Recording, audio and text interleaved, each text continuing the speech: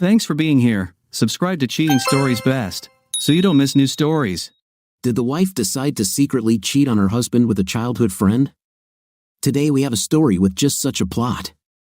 Enjoy watching it. My wife was unfaithful to me, and my mother supported her. Last night, my wife of 7 years decided to have a relaxed evening. After dinner, she went to the den to watch her shows, while I switched between watching the Spurs game, football, soccer, and taking care of some planned tasks. Suddenly, I noticed she had started drinking wine and had consumed 2 bottles by around midnight. I checked on her and found her completely passed out on the couch. I tried to pick her up, but her iWatch buzzed, and a message appeared on the screen. It said something like, "I can't do that, my name would be tarnished." I was curious, so I opened it, and it was a conversation between my wife and a friend of mine. This guy wasn't a close friend, but we had played sports together for years and known each other since our teenage years. We used to call him Jacket Holder because he always held our jackets when we got into fights as teenagers. I read the conversation, and it seemed like he reached out to her first. Unless she deleted messages, there was a lot of flirting, but nothing that you could clearly call cheating. Then, last night, she got drunk and openly started asking him for closeness. I couldn't believe my eyes.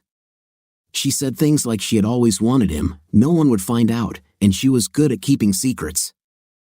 I tried to scroll on her watch but couldn't find any other messages, and I don't know her phone passcode.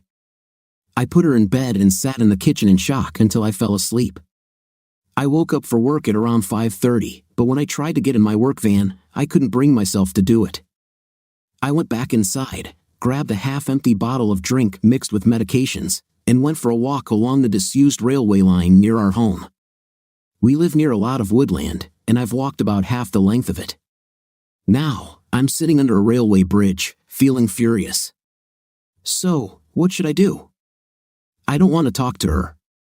I can't even stand to look at her after what I read. It felt like a knife through my heart.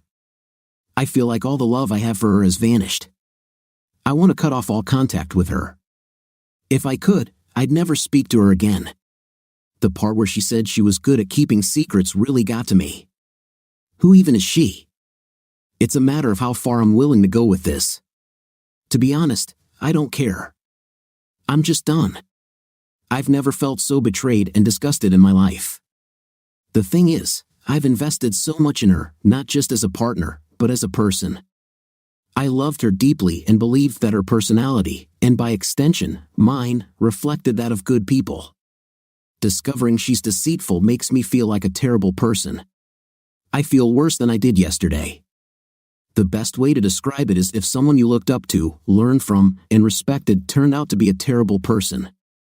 It shatters your perception of yourself and who you are because you've absorbed their wisdom and spent time with a terrible person. I'm sorry for rambling, it's just how I feel right now. Fortunately, our house is owned by my parents, who moved to a retirement village 6 years ago. The house will be left to me when they pass away, so my soon-to-be ex won't get her hands on it. What should I do? I'm thinking of not saying anything and simply kicking her out. While I was walking, I thought of asking my friend who's a locksmith to change the locks quietly today. I could make up some excuse about the doors being broken. She won't care what's going on as long as I'm present. After he's done, I'll lock the front door and ask her to come out to see something in the backyard. When she does, I'll quickly lock the door behind me. It sounds childish, doesn't it? Regardless, I don't know what to do. I'm looking at a bottle right now, and my life feels like it's falling apart. As for that so-called friend of mine, there's no doubt he was up to something here.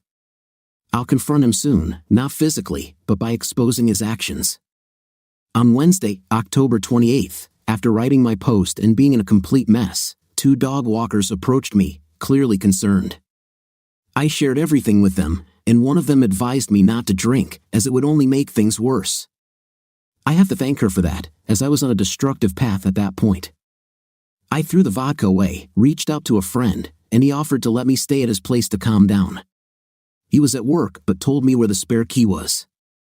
We live in a small town of around 15,000 people, and he wasn't far away. When I got to his place, I sat on his couch, trying to regain my composure. Throughout the morning, I received multiple texts and calls from my wife, wondering where I was and what was going on, as my work van was in the driveway. And I was nowhere to be found. I texted her back, explaining that there was an issue with the van's engine, so I found a ride to work, which she seemed to accept, as she replied with a simple okay. When my friend returned from work around 5 o'clock, I told him everything and asked for his advice. I also told him not to share anything about jacket holder, as I didn't want my wife to find out. At this point, I'll deal with him later by exposing his actions, not through physical violence. Regarding the people saying he did nothing wrong, he initiated contact with my wife, and the messages were very flirtatious. I don't understand why he messaged my wife in the first place. They hardly knew each other, and it was flirtatious right from the start. I believe they had seen each other in person, and things escalated from there. My friend suggested I maintain a low profile and consult with a lawyer to explore my options, which I did today. He dropped me off at home around 6 a.m., and I was utterly exhausted at that point. The adrenaline from the entire day had worn off, leaving me drained. When I arrived home, I was extremely tired, and right away, my wife seemed suspicious, bombarding me with questions about work. I asked her why she was so concerned, and she mentioned noticing my flask and lunch bag left in the front passenger seat. Sensing that something was amiss, I was about to lie, but I was too fatigued to put on a facade, so I admitted that something was indeed wrong. I explained that while putting her to bed last night, I saw a message on her iWatch, read it, and discovered she was unfaithful. She went from a person with a sense of power to a scared individual within seconds. I confronted her about begging that person for closeness, mentioning her claim of being good at keeping secrets, and I read all their messages. She began crying, and I walked away, heading upstairs for a shower. When I came back out, she was sitting on the top stair, still crying, and immediately began making excuses. She said she was drunk, vulnerable, and had never done anything like that before. She also claimed that he initiated the conversation and that it didn't mean anything. She insisted she wasn't going to follow through with it, echoing what others had said. However, she didn't try to blame me, perhaps because she knew I would kick her out if she did. I informed her that I wanted a divorce and asked her to leave the house within a month. I also told her that she would be moving to the spare room. Since then, I've mostly ignored her, responding with scowls and shaking my head when she starts talking nonsense. She spent the night in the spare room, and I haven't spoken or texted with her today. If I'm lucky, she might be gone when I return from work, but I doubt my luck is that good. Regarding getting her out, I discussed the situation with my parents. My mother insisted I shouldn't throw her out onto the streets, as she and my wife are close. We've been together for almost 11 years. My mother argued that it was just words and that we should work it out like adults, emphasizing that my wife hadn't actually done anything. She took my wife's side over mine, which surprised me. I'm concerned that my mother's opposition might complicate matters. It's my house when my parents pass, and since I did nothing wrong, I'm not leaving. This could potentially turn into a difficult situation. I've scheduled an appointment with a divorce lawyer for next week to discuss my options. Until then, I plan to continue ignoring my soon-to-be ex-wife. I doubt she'll admit anything further, and now I'll never know if she was an excellent liar or just talking to gain his support for an affair. Monday, November 16th. It has been 20 days since I discovered my wife's attempt to cheat on me with my friend, and the situation has become unbearable. I gave her a month to leave, and she has been sleeping in the spare room. However, it's evident that she has no intention of leaving, especially after influencing my mother. She doesn't have a place to go, but that's not my concern. I've consulted with my divorce lawyer multiple times and am in the process of preparing a divorce petition and serving her with divorce papers. I've also opened a separate bank account and taken half of the balance from our joint account. The atmosphere in the house has become tense. The living room has become a sort of neutral zone as both of us spend most of our time in our respective rooms. I've intentionally been working late to minimize interaction with her. I've been completely ignoring her, but I started implementing the 180 method, which advises being civil, albeit somewhat distant. It has helped me avoid feeling like a monster who refuses to acknowledge her existence. It was the wrong approach, and I ended up feeling like the one who had wronged her, which was not the case. The only time I broke from the 180 was when I walked into the bathroom last week, and she was sitting on the floor crying. I helped her up and gave her a comforting hug, although it was more of a their gesture than a loving embrace. The sad part is that I'm so suspicious of her now that I wouldn't put it past her to stage a performance. This toxic environment is affecting my thinking, and she keeps insisting she'll do anything to save the marriage and prove it was just a foolish mistake. I mentioned a lie detector test, although I don't intend to actually have one. I simply wanted to gauge her reaction. She initially agreed to it but later came to me with her tablet, discussing the inaccuracies and the potential for false readings due to anxiety and nervousness. Given her anxiety disorder, I couldn't help but laugh. It wasn't a normal chuckle, it turned into a childish giggle. It seems she's willing to do anything to save the marriage except taking a lie detector test, which is intriguing. However, it doesn't matter anymore. As I mentioned in my previous post, all the love I had for her vanished when I read those hurtful things. I no longer see her as my true love or someone I can trust with my life. I see her as trash that needs to be removed before it stinks up the place.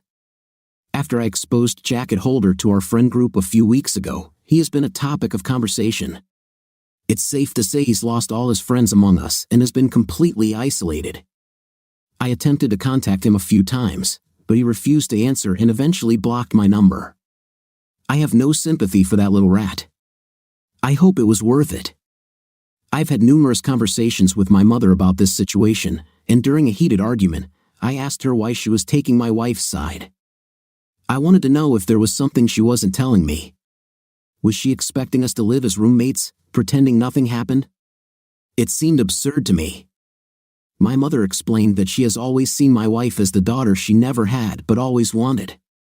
My mother had an unborn daughter before I was born, which has haunted her. She attached herself to my wife since we got together, and they share a close bond. Since my wife doesn't have family or many friends with busy lives, my mother finds it unacceptable to throw her out, especially during a pandemic. My mother tried to reach a compromise, suggesting we revisit the situation in 3 or 4 months and encouraging us to try couples counseling before giving up. I'm unwilling to do that as the thought of spending Christmas under the same roof as my wife makes me feel sick. She always wants to do it right, and it would be a complete disaster. My father, on the other hand, is a quiet and reserved man. My mother's opinion has always held more weight in our household. Some people have criticized me, calling me selfish and spoiled because the house isn't mine, and I have no right to make demands. However, it has now come down to a choice between my wife and me for my parents. If it comes to that, I'm prepared to walk out the door and never return. I need to be able to look at myself in the mirror with self-respect, and someone needs to keep their word in this situation. If I do leave, a friend has offered me a place to stay for a few weeks until I get back on my feet, but if I do walk out that door, I'll cut ties with my parents. They may see it as me giving up on them without trying to fix things, but I see it as them choosing someone who broke my heart over me. The logistics of this once I'm gone are unclear, with my wife staying there and my mother and father taking care of her while their own child goes off alone. Regarding the house, my parents allowed us to move in a year after our wedding. They presented it as a belated wedding gift, although that was just the talk at the time. Their plan was always to move out and have us move in. I've invested tens of thousands in it over the years, but that's beside the point. I have daydreams of leaving everything behind, starting fresh in a new place, but I have nowhere else to go. I've lived in this town my entire life, and it's all I know. Am I being too harsh? I'm ready to sever ties with my parents, but I feel torn. Why should I be the one to lose everything and everyone? I've tried to be a good person, believing that good things happen to good people, but now I'm starting to doubt myself. Perhaps I'm not as good as I thought, and maybe I deserve everything that's happening. On Wednesday, December 2nd, I no longer consider that house my home. I saw on the calendar that my wife had a hospital appointment with her eye doctor, so I used that time as an opportunity to gather my belongings and move out, which I did. After arranging my things, I left the house keys on the kitchen table along with the divorce papers I received from the lawyer last week and departed. I've blocked both my wife and mother's numbers, and any future communication with my wife will be through my lawyer. As for my current living situation, I'm staying with a friend for a week or two, and hopefully, I'll secure my own rental place before Christmas. It's been a few weeks since I last spoke to my parents. Our last conversation was through text messages where I tried to explain in detail the hurtful things my wife said to jacket holder and why it deeply affected me. I expressed my doubts that it was her first time doing such things, particularly with the "I'm good at keeping secrets" comment. My mother responded by saying she couldn't talk to me when I was in this state and she needed me to cool off. She attempted to call me a few days ago, but I ignored her call and blocked her number. I feel profoundly let down by my parents, and at this point, it feels almost worse than the initial betrayal by my wife. Right now, I doubt if I'll ever speak to them again. During times of difficulty, you expect your family to be a source of strength to support you as the wronged party. Unfortunately, my parents have shown weakness. They've made me feel like I'm the one at fault, that I'm overreacting, and that I'm tearing the family apart. Well, I'm not. I didn't ask them to move mountains for me. I only wanted them to help me remove my cheating wife from the house. They made their choice. My father also had a chance to stand up for me but didn't. You make your choices, and you live with them. I suppose in response to comments from my previous posts, some people have accused me of giving up too easily, looking for a way out, and not truly loving my wife because I didn't try harder to salvage the marriage. However, that's not accurate. I love my wife more than anyone else on this planet, and her betrayal devastated me. We all have our boundaries, and when those boundaries are crossed, things change irreversibly. When I read those hurtful texts, something inside me changed. I fell out of love with her, like waking up from a spell in a movie. Anything attempted after that would just delay the inevitable. I'm curious about the dynamics of my parents' relationship with my wife now that I'm gone. Will they continue to support her, knowing it has strained their relationship with their son? As for me, I have aspirations to travel. My wife disliked flying, so most of our vacations were in southern England, places like Newquay, Cornwall, and Devon. It would be fantastic to travel abroad again. The last time I was overseas was at the age of 20 for a friend's trip to Greece, 13 years ago. I'd love to explore some parts of America once this pandemic settles down. That's essentially my story. Fast forward to Wednesday, May 26, 2021. It's been over 7 months. I thought I was done seeking advice as I had made my decisions and acted on them. However, a phone call this morning has pulled me back into the mess. I've relocated 15 miles away, changed my phone number, and continued with the process of divorcing my wife. She has ignored requests from my divorce lawyer to cooperate, causing delays. We're now in the process of seeking an official court order for her to be served. This morning, I received a call from my friend informing me that my dad wanted to reach out because my mother is unwell. He asked if it was okay to share my new number, and I agreed. My dad called to inform me that my mother is in the hospital in stable but not great condition. This was a shock since I haven't heard my dad's voice in a long time, and he sounded emotional. He explained that my mother really wants to see me, so he requested that I meet him at the hospital and visit her with him tonight. I agreed, and we arranged to meet outside the hospital. I decided to leave work early as I couldn't concentrate, and I'm now anxious, questioning if I've made the right choice. I fear I might get drawn back into the chaos I walked away from. I've never felt this nervous before, and the lack of control I have over the situation is causing my mind to wander in various directions. It feels like I'm entering a burning building blindfolded, not knowing where the exits are. Why does she want to talk to me now? Has she had a change of heart? Unless she's also had a personality transplant while in there, I find that unlikely. Will my wife be there? I have no interest in ever seeing her again. I'm still angry about what transpired with them and the way they took my cheating wife's side over mine. I've been going back and forth in my head about going at all, but I will go. I was also thinking about seeing if she wanted to speak over the phone instead, but I'm not sure if she would do that or even if she's well enough. I feel like the bad guy here and that I might have caused this from walking away. How would you handle this? On Saturday, May 29th, I did end up going to the hospital on Wednesday night after much deliberation. I was on the verge of backing out at the last minute as my courage wavered, but I needed closure and knew I'd regret it if I didn't go. When I arrived at the hospital's parking lot, I couldn't help but feel paranoid, half expecting my wife to jump out from behind a bush or something. I met my dad at the entrance, and it was quite awkward as he tried to hug me, but I declined. I made it clear that if my wife had any presence here, I would turn and leave. He assured me she wasn't around, and we proceeded to the ward where my mother was. When I saw my mother, I was shocked at her appearance. She seemed to have been through a lot. I've never seen her look so frail. She had a severe black eye along with bruises and discoloration on one side of her face. She had a bad fall, breaking 2 ribs, shattering her elbow, and hitting one side of her head on the ground. So, elbow, ribs, then her head, in that order. As she saw me, her expression changed from being zombified to more animated. She told me how much she missed me and wasn't sure if she'd ever see me again. I reminded her that if she truly wanted to reach me, she could have. We had a conversation about what exactly had happened, how she was down for a few hours before my dad found her, and her determination to mend bridges with me. I brought up my wife and the ongoing divorce process, explaining that I had been pushing for it, but she seemed to be ignoring the letters. I asked if my wife was still in the house, and my mom admitted she was, which made me disgusted. She began to say that my wife is lost without me and is not doing well. It became clear to me that nothing had fundamentally changed. She hadn't had an epiphany or gained a new perspective, she merely wanted things to return to how they were. She insisted that the house is still my home and always will be, but I expressed my disinterest. It holds no meaning to me anymore and is filled with negative memories. I stayed for less than an hour in total. When I left, I informed my parents that if I want to get in touch, I will do so, but they shouldn't expect a quick phone call. My dad asked if I would keep in touch with him when he walked me out, and I said I would, though I'm uncertain if it's the right decision. Time will tell. Once I returned home, my emotions were a roller coaster, shifting from sadness to anger. However, I'm relieved I went.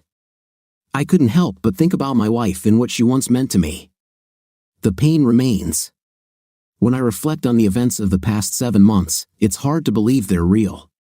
The speed at which everything fell apart was astonishing.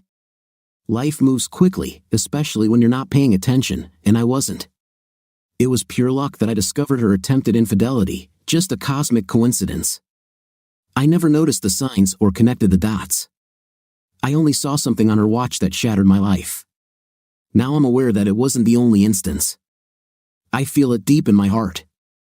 I recognize her for what she is and feel only contempt, not love. It seems she stole the best years of my life. When I reminisce about the good times, they are tainted. They feel like someone else's life, not mine. My friend suggested I see a therapist to help process my emotions and experiences. It's something I'm considering as I feel a bit broken inside. The last 7 months have been the most challenging in my life, but I prefer this truth to ignorance. I'm saddened by how it all unfolded, but you can't choose how someone betrays you. I suppose the lesson is to learn from it. I remember hearing that loyalty is one of the most underrated character traits, and I now understand its significance. Perhaps it's undervalued because you rarely discover someone's true loyalty until they betray it. It's not something you encounter every day, but now more than ever, I appreciate its importance. On Tuesday, July 20th, I'm now in the final stages of divorcing my wife. She signed the divorce papers and sent them to my divorce lawyer, so only formalities remain. She conveyed a message through my dad expressing her regret for not allowing me to move on, thinking she could salvage the relationship. However, she now understands that it's not possible, and she must move forward for her own well-being. I thanked her for realizing this. She doesn't want anything in the divorce and plans to move out of the house once she's on her feet. I'm okay with that. Concerning my mother, I haven't spoken to her yet, but my dad mentioned she's doing better after leaving the hospital and regaining some normalcy. I don't know how things will turn out between us, but I've suggested that if the house is to become mine, they should transfer it to my name to provide me with some security. After that, we can work on rebuilding bridges. We'll see how it goes. My most significant challenges lie in my mind and overcoming all that has transpired. The human brain is a remarkable yet frightening thing. For instance, I can still vividly remember the taste of truffles. I ate them at my grand's house when I was about 5, vomited, and never touched truffles again. Yet I can still recall the taste of those things 30 years later. What I'm trying to say is that I don't want to hold on to thoughts, feelings, and opinions about everything that happened for 30 years. I don't want to become one of those older individuals who have had all the goodness knocked out of them by life's pain. You often hear about those people who used to be good, kind, or funny, but life's experiences transformed them into someone they never wished to become. All that remains is pain. I don't want to be that person. I need to release this pain before it consumes me. I've started therapy and talked to a psychiatrist, both over the phone and in person, which has been quite helpful in opening up about everything, if only for a short time. My psychiatrist shared something with me that made a deep impact when I was lamenting about my best years being behind me. She said, "Your best years are the years you've got left." I believe she meant that the past is gone. It only exists in your mind, but the present is real, and you can choose to make the most of it instead of dwelling on a past that exists only in your memories. It's a phrase I intend to remember when I'm feeling down. As I mentioned in a previous post, I've been wanting to travel, and that's finally becoming a reality. My friend is committed to joining me, and we're booking a flight to New York at the beginning of October for a week. I'm really looking forward to it. Especially seeing New York during the autumn season, reminiscent of the movie You've Got Mail. I hope this marks the start of many travel adventures in my late 30s. That's the plan, at least. What I can say is that for the first time in a long while, I wake up with hope in my heart and walk with a spring in my step. If that's not progress, I don't know what is. On Wednesday, October 27th, it's been a year since my first, so I thought it's fitting to provide one final update and bring this chapter to a close. Firstly, I'm now officially divorced. It feels like a burden has been lifted, but it's also a clear end to what was almost a third of my life. I unexpectedly saw my ex-wife for the first time since last December when I entered a shop in the town center about a month ago. She was exiting the store just as I was entering. Even with masks on, I recognized her immediately, and we made eye contact. She mumbled something that I couldn't quite make out. We exchanged a few seconds of silence, and then I walked inside. As I roamed the store, I was overwhelmed by a deep sense of sadness and had to take a moment to compose myself. It goes to show that sometimes one look can transport you back to square one. Do I miss her? No, I miss the person I believed she was, but that person no longer exists, if she ever did. I don't wish her anything bad or hardship, I simply refuse to carry hatred in my heart any longer.